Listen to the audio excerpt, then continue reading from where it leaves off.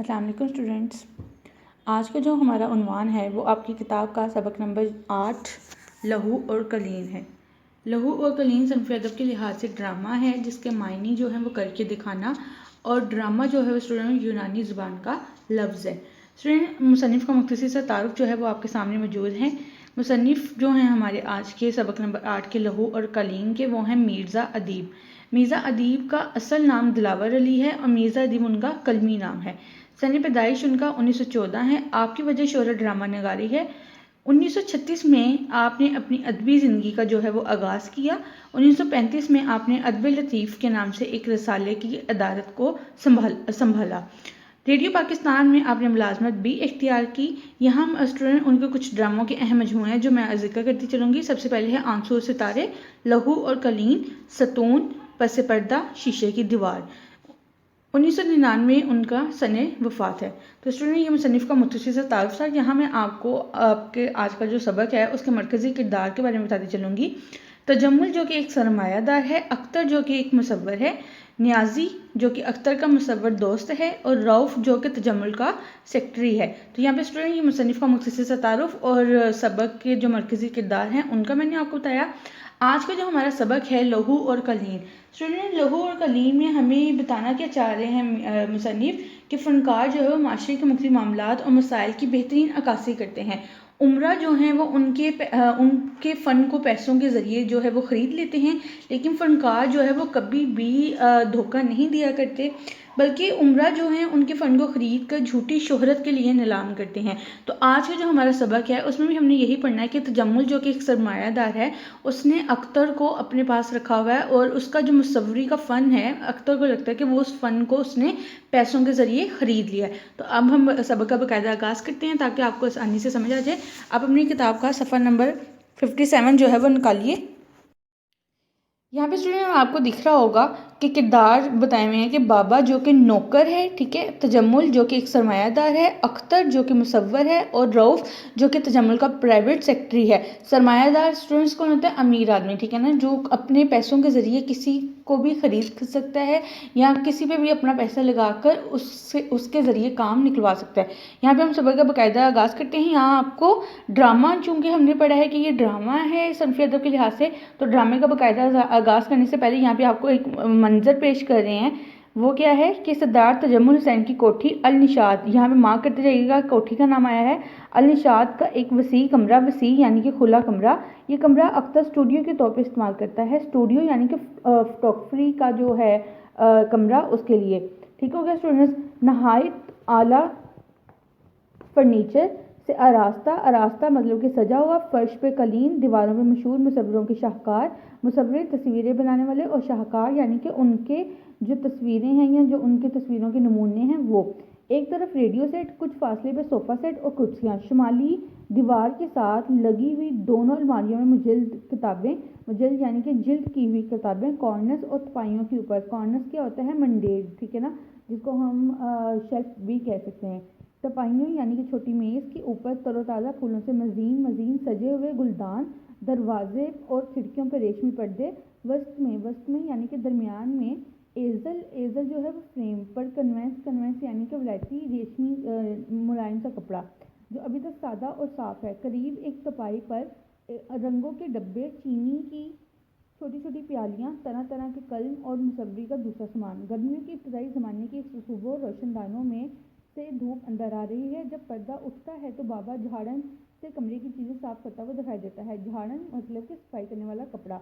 2-4 लम्हों के बाद तजम्मुल आता है। तजम्मुल की उम्र 40 से 45 साल के दरमियान होगी। मार्क करें स्टूडेंट, या तो हाईलाइटर से मार्क कर लें या फिर पेंसिल के जरिए मार्क कर लें। सेहत नहायत अच्छी, जिस्म पर कीमती। अब यहाँ पे स्टूडेंट आपको सेम जो हमने पिछला आपका सबक पढ़ा था आराम सुकून, उसी की तरह मुकालमा जो है उसमें बात करते हुए नजर आएंगे। सबसे पहले है तजम्मुल। तजम्मुल ये अख्तर कहाँ है? बाबा, बाबा इधर बाग में है सरकार। तजम्मुल अभी तक बाग में, वहाँ क्या कर रहे हैं? बाबा टहल रहे हैं। टहलना क्या होता है? चहलकदमी करना, घूमना। मैंने कहा भी सरकार नाश्ता तैयार है, अंदर आ जाए, मगर उन्होंने मुझे झड़क दिया यानी कि डांट दिया।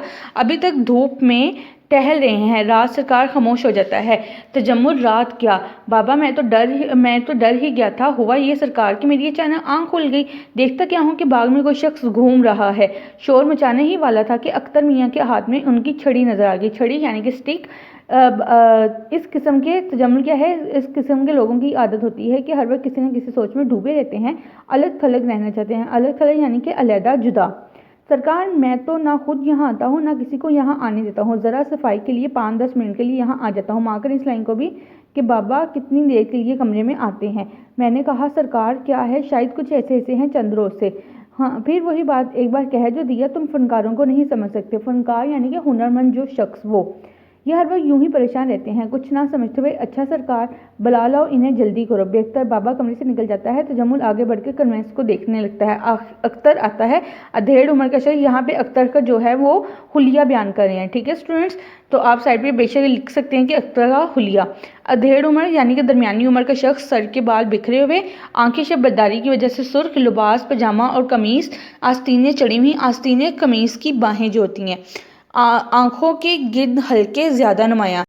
तजम्मुल की तरफ देखे बगैर कहिए, बड़ी देर तक टहलते रहे हो आज? जी हाँ, एक बहुत बड़ी खुशखबरी सुनाने आया हूँ तुम्हें। अभी अभी मेरे एक दोस्त ने फ़ोन किया है कि जजों ने तुम्हारी तस्वीर को अव्वल इनाम का मुस्तहिक करार दिया है। मुस्तहिक यानी कि हकदार, और अव्वल इनाम यानी कि पहला इनाम। मार्क कर लीजिएगा स्टूडेंट्स। मैंने तफसील मालूम करने के लिए रऊफ़ को भेज दिया। रऊफ़ जो कि हमने पीछे पढ़ा है कि रऊफ़ कौन है, तजम्मुल का प्राइवेट सेक्रेटरी। ठीक हो गया स्टूडेंट्स, अभी आ जाएगा। मुझे अखबार से मालूम हो चुका है अख्तर की बेनियाजी में मोतजम यानी कि हैरान होता है, ताज्जुब होता है उसे। तुम्हें इसका इल्म था और अखबार सुबह सवेरे मिल जाता है। तुम्हें ये खबर सुन के इतनी खुशी नहीं हुई जितनी होनी चाहिए थी? मेरा ख्याल है ये तुम्हारा बहुत बड़ा कारनामा है। अख्तर खामोश है। तुमने मुल्क के तमाम मुसव्विरों के मुकाबले में ये इनाम जीता है। ये कोई मामूली एजाज़ नहीं। एजाज़ यानी कि इनाम और मामूली यानी कि आम। ठीक हो गया स्टूडेंट्स, या एजाज़ में आप इज्जत का भी मानी ले सकते हैं। मैंने इस खुशी पर आज शाम चाय का एहतमाम किया है। तुम्हें मुबारकबाद देने शहर के मोअज़्ज़िज़ीन आ रहे हैं। मोअज़्ज़िज़ीन यानी कि इज़्ज़तदार लोग। अख्तर खामोश है। तजम्मुल क्या कहा? अख्तर कुछ नहीं। तजम्मुल कुछ नहीं। अख्तर के चेहरे को गौर से देखकर, शायद बाबा ने गले नहीं कहा था। मालूम है इसने क्या कहा था? अख्तर जी नहीं। तजम्मुल, इसने कहा था मुस्कुरा कर, हमारे मुसव्विर के साथ कुछ गड़बड़ है। गड़बड़ यानी कि मसला या प्रॉब्लम। ठीक हो गया। इन दिनों तुम्हारा क्या ख्याल है अपना? अख्तर, सुबह सही कहा था इसने। तजम्मुल यानी कि अख्तर यही कि यहाँ से रुखसत हो जाना चाहता हूँ। रुखसत हो जाना चाहता हूँ यानी कि चले जाना चाहता हूँ। तजम्मुल क्या कहा? लहजे में हैरत। रुखसत होने की ज़रूरत? अख्तर, मेरा दिल चाहता है। तजम्मुल, कोई शिकायत, कोई तकलीफ़? अख्तर, कोई शिकायत नहीं है। तजम्मुल, फिर बात क्या है? अगर कोई तकलीफ़ है तो साफ क्यों नहीं कह देते? तुम्हारे लिए क्या कुछ नहीं किया गया और क्या कुछ नहीं किया जाएगा? अख्तर, मैं इसके लिए आपका शुक्रगुजार हूँ। फिर भी? तजम्मुल, फिर भी का क्या मतलब? अख्तर, मुझे जाना ही चाहिए। तजम्मुल, बेवकूफ़ ना बनो। अख्तर, ये बैठे बैठे आज तुम्हें क्या हो गया है? अख्तर, इसका जवाब दे चुका हूँ। तजम्मुल, अगर तुम्हें कुछ नहीं हुआ तो इस बेवकूफ़ी की वजह। ज़रा सोचो तो, यहाँ आकर तुमने कितने बड़े कारनामे अंजाम दिए हैं। तुम्हें ज़बरदस्त कदर मंजिल हासिल हुई है। कदर मंजिल यानी कि बहुत ज़्यादा तरक्की मिलना। इससे बड़ी इज्जत क्या होगी कि आज तुम उनके बेहतरीन मुसव्विर समझे जाते हो कि और क्या चाहिए तुम्हें? अख्तर, इसके लिए मैं आपका तहे दिल से शुक्रिया अदा करता हूँ। तहे दिल से यानी कि पूरे दिल से। तजम्मुल, मुझे शुक्रिया की ज़रूरत नहीं। साफ साफ बताओ तुम्हें तकलीफ़ क्या है? किस चीज़ की कमी महसूस होती है और क्या चाहिए तुम्हें? अख्तर, मुझे कुछ नहीं चाहिए। रुखसत होने की इजाज़त दे दीजिए। तजम्मुल, इस पागलपन की इजाज़त क्यों कर दे सकता हूँ? अख्तर, आखिर क्यों? तजम्मुल, इसकी वजह तुम नहीं जानते क्या? अख्तर खामोश रहता है। सुना है आर्टिस्टों पर कभी कभी दौरे पड़ते हैं। शायद अख्तर की तरह मुस्कुरा कर देखता है। अख्तर का चेहरा बदस्तूर संजीदा है। बदस्तूर यानी कि स्टिल वैसा के वैसा ही, जैसे वो कोई उसके ऊपर एक्सप्रेशन नहीं आ रहे। संजीदा यानी कि सीरियस, कुछ इस किस्म की बात मालूम होती है। अख्तर, मुझे मजबूर ना कीजिए। तजम्मुल, क्या हमाकत है? हमाकत यानी कि बेवकूफ़ी। एक शख्स को दलदल से निकाला जाता है और जब वो कामयाब हो जाता है तो फिर इसी दलदल में छलांग लगाने पर आमादा हो जाता है। अख्तर, मेरे फ़न की बेहतरी इसी में है कि मैं यहाँ से चला जाऊँ। तजम्मुल, फ़न की बात करते हो? यहाँ आने से पहले भी तुम्हारे पास फ़न था और आज भी है, मगर दोनों में कितना फ़र्क है तुम खुद नहीं जानते। अख्तर, क्या आप समझते हैं मैं आपका शुक्रगुजार नहीं हूँ? तजम्मुल, अख्तर फरमाइए। तजम्मुल, अगर तुम संजीदगी से बात कर रहे हो तो ये सुन लो, मैं तुम्हें जाने की इजाज़त नहीं दे सकता। ये मेरी तौहीन है। तौहीन यानी कि बेइज्जती है। लोग क्या कहेंगे? अख्तर, लोगों को मेरे और आपके ज़ाती मामले से क्या वास्ता? तजम्मुल, तुम दुनिया से अलग थलग रहकर मुसव्वरी करते रहते हो। तुम्हें मालूम नहीं लोग इस किस्म के वाक़े पे क्या कुछ करते हैं? सब कहेंगे गलीब और कलाश मुसव्विर को झोंपड़ी से निकाल कर लाया दिखावे के लिए और फिर इसे वापस भेज दिया। क्या ये मेरी तौहीन नहीं है? अख्तर भुंचाकर तौहीन, कैसी तौहीन, भुंचकाकर यानी कि हैरान होकर। तजम्मुल, इतनी मोटी सी बात भी समझ नहीं सकते। अख्तर साफ क्यों नहीं कह देते कि आपने मुझे ख़रीद लिया है और मैं आपके रहमो करम पर हूँ। तजम्मुल, ये बात नहीं है। अख्तर मुलायमत से, मुलायमत यानी कि नरमी से, गौर करो कितनी अजीब हालत होगी मेरी। मैंने फर्दन फर्दन कई दोस्तों को चाय की दावत दे दी है, वो ज़रूर शाम को आएंगे। फर्दन फर्दन यानी कि एक एक कर।